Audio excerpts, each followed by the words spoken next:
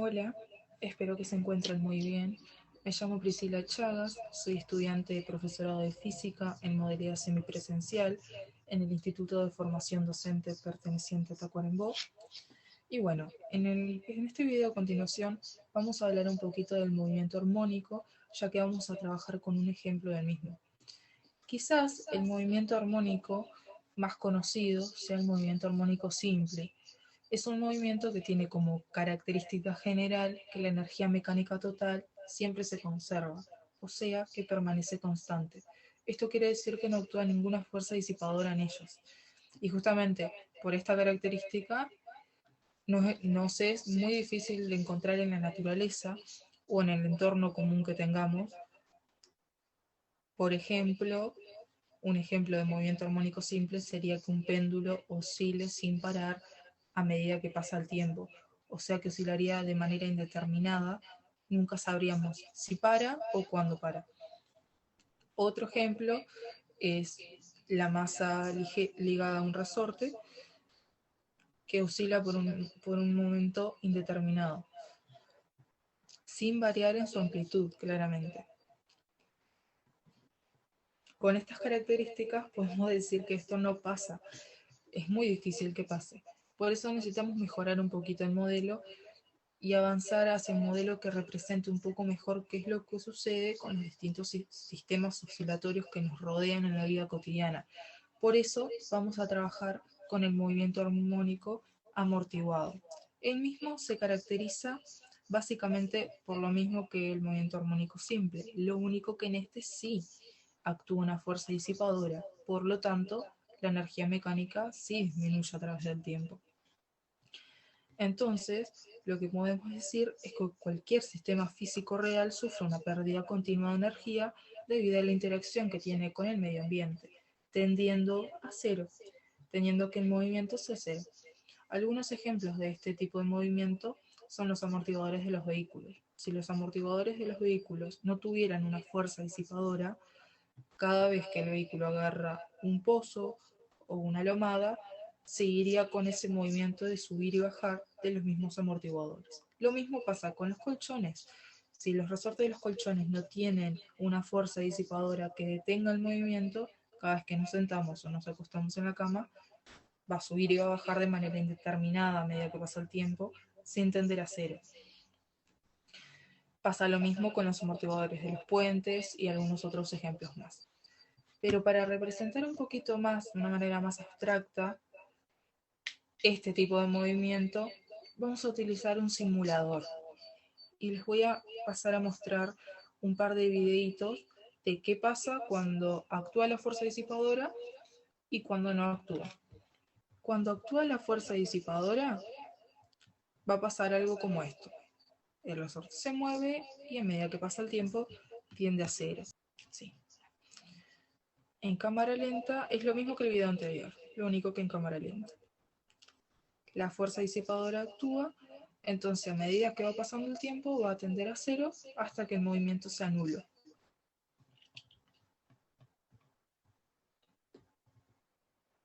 Acá va llegando prácticamente a su fin hasta que queda de manera estática. Si no actúa la fuerza disipadora, el resorte se va a seguir moviendo a medida que pasa el tiempo sin parar. En este caso va a parar porque yo voy a pausar el video.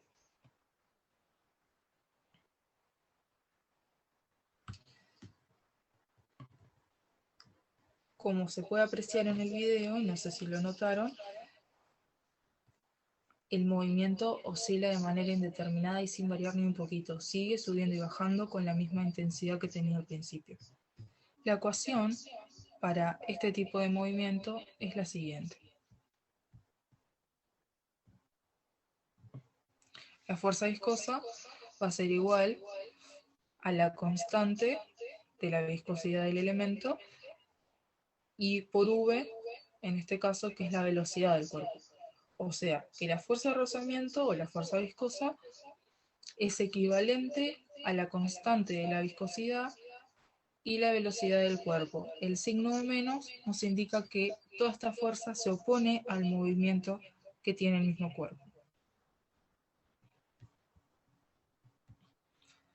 Por otro lado, tenemos la fuerza elástica.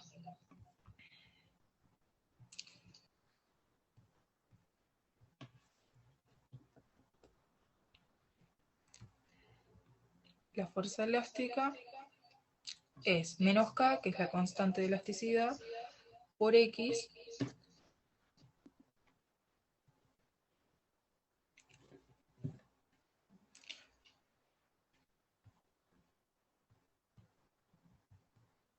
por otro lado, tenemos la fuerza elástica, que es igual a la constante elástica del resorte mismo por X, que representa el desplazamiento del mismo cuerpo.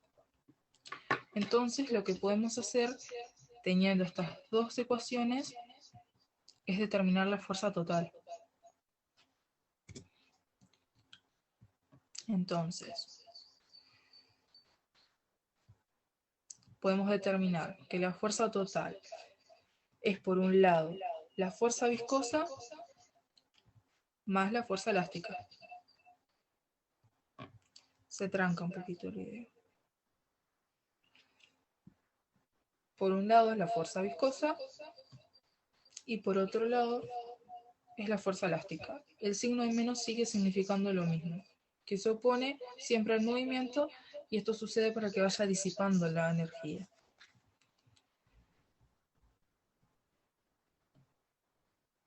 Entonces, como tenemos que la fuerza total siempre se la denomina como masa por aceleración. Entonces, si tenemos que masa por aceleración es la fuerza total, la masa por la aceleración va a ser igual a menos B por V, que es la fuerza viscosa, menos K por X, que es la fuerza elástica. Esto lo podemos igualar a cero.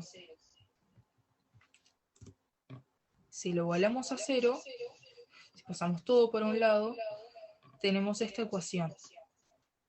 Al pasarlo todo para el otro lado, los signos de menos quedan positivos y todo igualado a cero.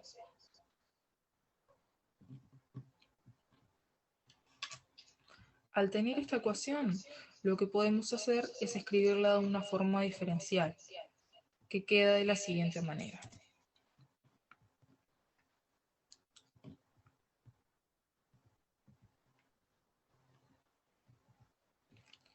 Queda que la masa por el diferencial al cuadrado de X sobre el diferencial del tiempo al cuadrado más, en este caso, B, que es la constante, B positivo, porque ahí estaba en positivo, por el diferencial de X sobre el diferencial del T, más la constante, más X. Que X, como dijimos, representa el desplazamiento del mismo cuerpo. K y B son la constante. Todo esto igualado a cero.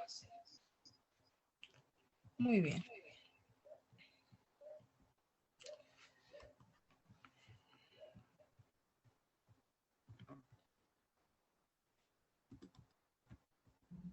Acá.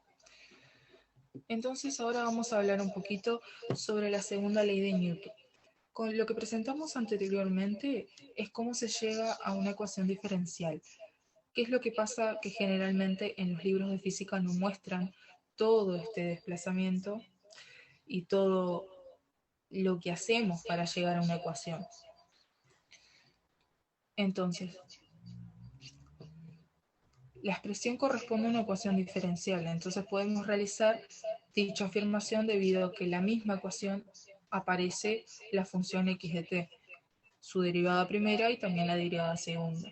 Es aquí donde la mayoría de los libros de física nos presentan una solución de esta ecuación sin entrar demasiado en los detalles acerca de la teoría que nos permite encontrar dicha solución, que está de trasfondo claramente.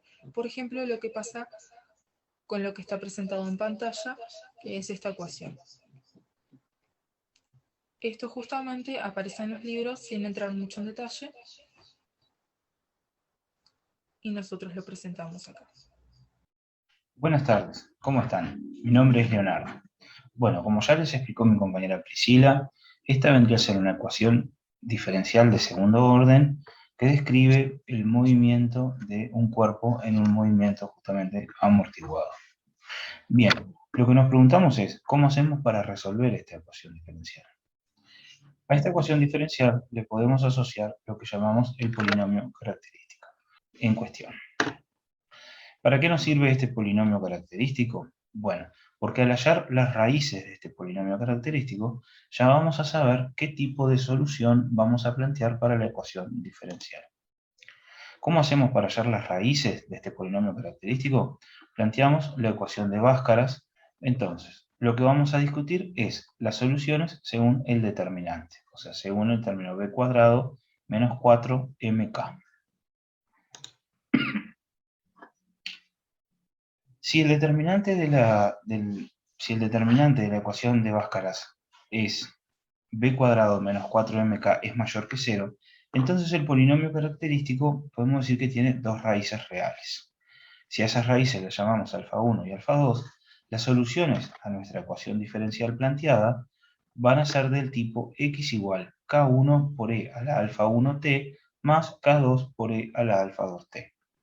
Bien, ¿quiénes son K1 y K2? Bueno, K1 y K2 son dos constantes reales, que las vamos a determinar una vez que tengamos las condiciones iniciales del problema. ¿Sí? ¿Qué pasa si el determinante no es mayor que 0? Bueno, puede pasar que el determinante sea igual a 0. Y en ese caso, p de x tiene una raíz doble, que esa raíz la vamos a llamar alfa, que va a ser igual a b sobre 2m. ¿Sí? Y las soluciones de la ecuación diferencial tendrán la siguiente forma. X igual a e a la menos b sobre 2m por t, todo esto multiplicado por k1t más k2. Nuevamente aparecen las constantes k1 y k2. ¿Sí? Y la tercera opción es que el determinante sea menor que 0. En el caso que el determinante sea menor que 0, lo que sucede es que el polinomio característico va a tener raíces complejas conjugadas. Y la solución va a ser de la forma, la solución de nuestra ecuación diferencial, va a ser de la forma x igual a e a la menos b sobre 2mt por k1 coseno de beta t más k2 por seno de beta t. Algo nos llama la atención, a nosotros nos llamó la atención como equipo, que cualquiera de las opciones, o sea, siendo la primera opción, la segunda o la tercera, siempre tenemos que la solución de nuestra ecuación diferencial resulta de la combinación lineal de dos funciones. ¿Qué característica deben de tener las funciones que conforman la solución de la ecuación diferencial? ¿Por qué siempre son dos? ¿Podrían ser más de dos? Eso fue lo que nos preguntamos en nuestro equipo de estudio. Entonces, investiguemos un poco acerca de la teoría de las soluciones de ecuación diferencial para ver si podemos terminar respondiendo estas preguntas. Para adentrarnos un poco en la teoría de las soluciones de las ecuaciones diferenciales, buscamos algún teorema que nos pudiera explicar un poco, como para comenzar. Entonces, el primer teorema que buscamos es acerca de la estructura vectorial de las soluciones de la ecuación lineal homogénea. Y dice lo siguiente: todas las funciones soluciones de la ecuación diferencial de segundo orden homogénea forman un espacio vectorial de dimensión 2. ¿Por qué es importante esto?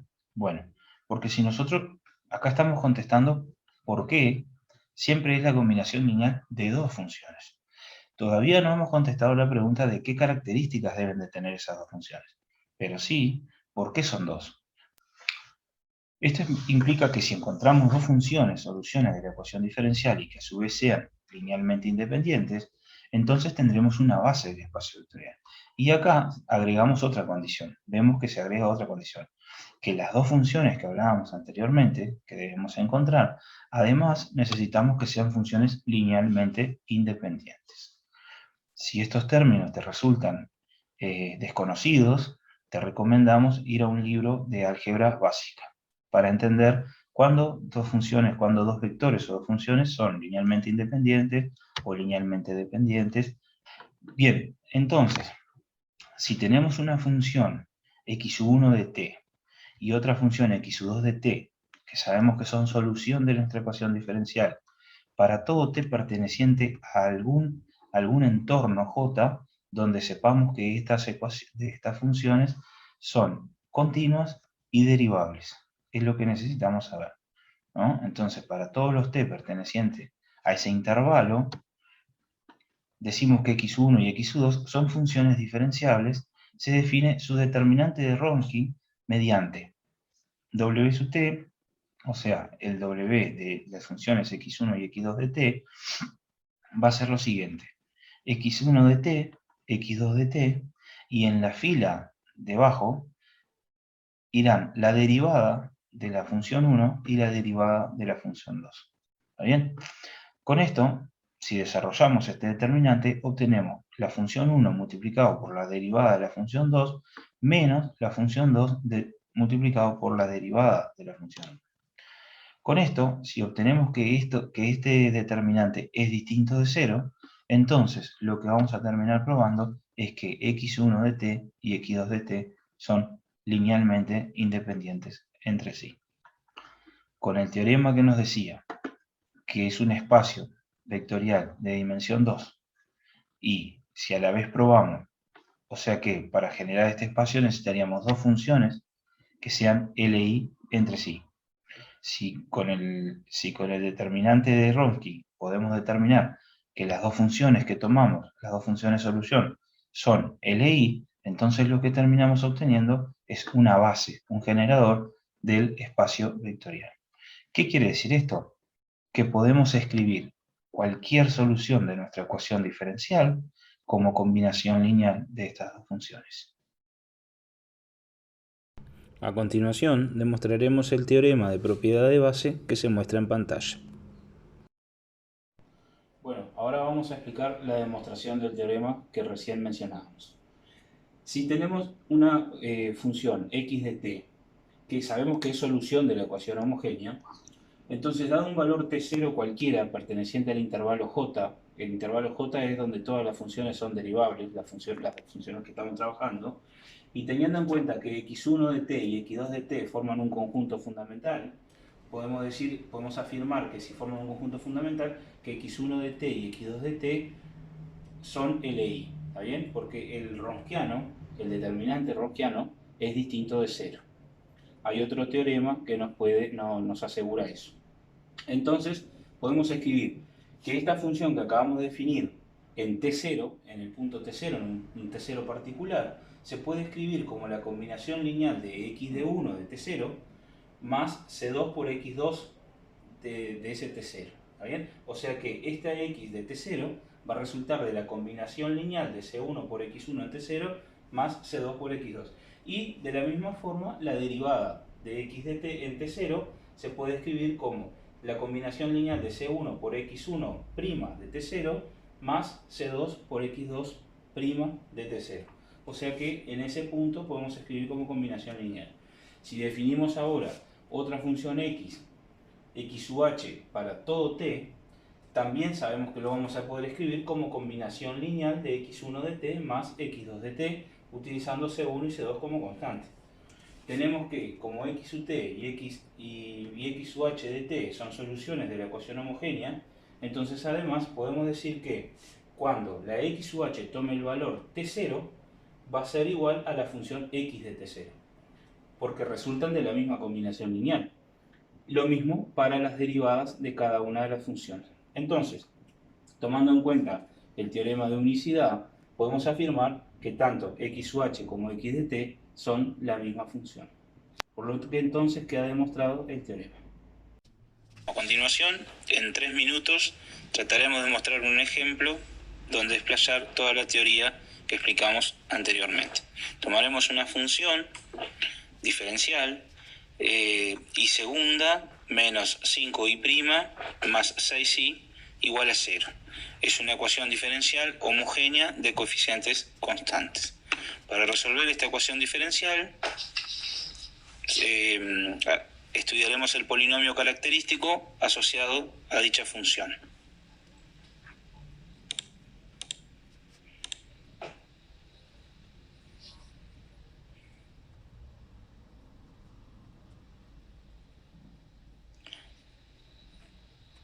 Bien, para hallar las raíces del polinomio característico aplicaremos la fórmula de Bhaskara. Para eso sacamos los coeficientes de nuestro polinomio característico y realizamos las operaciones pertinentes.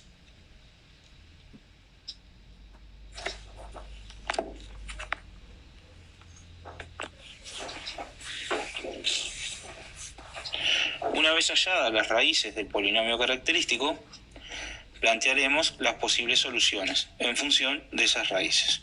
Plantearemos una función f como una constante C1 por e a la 3x, dado que una de las raíces es 3, y la otra función será una función g, que será una constante C2 por e a la 2x, dada que la otra raíz del polinomio característico nos dio igual a 2. También es importante, porque ahora el paso a seguir es plantear el determinante de Wronski, a los efectos de comprobar que estas dos funciones son funciones linealmente independientes. Entonces lo que haremos es calcular f' y g' para poder plantear el determinante. Desarrollamos el determinante y resolvemos realizando operaciones.